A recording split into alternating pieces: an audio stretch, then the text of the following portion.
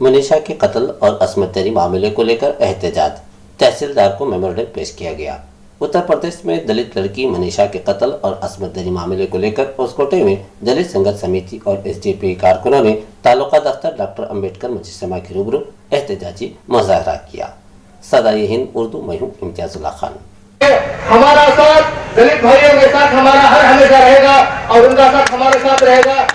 और हमारे दलित भाइयों को लेकर हम आगे बढ़ते रहेंगे, इसी तरह का इनका साथ देते रहेंगे। आप सबको मालूम है, मीडिया वाले चीख कर चिल्लाकर कहते हैं यूपी के अंदर हमारी जो बहन के साथ जो नाइंसाफी है इंसाफ के लिए एसडीपी वाले वहां पर जाकर खड़े।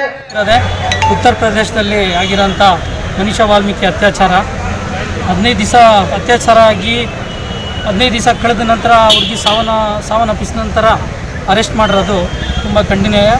ಮತ್ತು ಇದಾದ ನಂತರ ಆದರೂ ಅಲ್ಲಿ ಏನಾದರೂ ಈ ಥರ ಅತ್ಯಾಚಾರಗಳು ನಿಲ್ತಾ ಇದೆಯಾ ಅಂದರೆ ಮತ್ತೆ ಅಕ್ಟೋಬರ್ 1ನೇ ತಾರೀಕು ಮತ್ತೆ ಇನ್ನೊಂದು ವಿಮಲಾ ವಿಕ್ರಮ್ ಅನ್ನೋ ಹುಡುಗಿ ಮೇಲೆ ಮತ್ತೆ ಅತ್ಯಾಚಾರ ಆಗಿದೆ। ಇಡೀ ದೇಶದಲ್ಲಿ ತುಂಬ ಅತ್ಯಾಚಾರಗಳು ಎಲ್ಲಾಗ್ತಾ ಇದೆ ಅಂದರೆ ಅದು ಯುಪಿ ಉತ್ತರ ಪ್ರದೇಶದಲ್ಲಿ 11,000 ಚಿಲ್ಲರೆ ಅತ್ಯಾಚಾರಗಳಾಗಿದ್ದಾವೆ। ಮತ್ತು ಅದಾಗ್ತಾ ಇದ್ರೂ ಸರ್ಕಾರ ಯಾವುದೇ ಒಂದು ಎಚ್ಚೆತ್ಕೊಂಡಿಲ್ಲ, ಏನೇ ಒಂದು ಮಾಡಲಿಲ್ಲ। ಇದ್ರ ಹಿಂದೆ ಏನು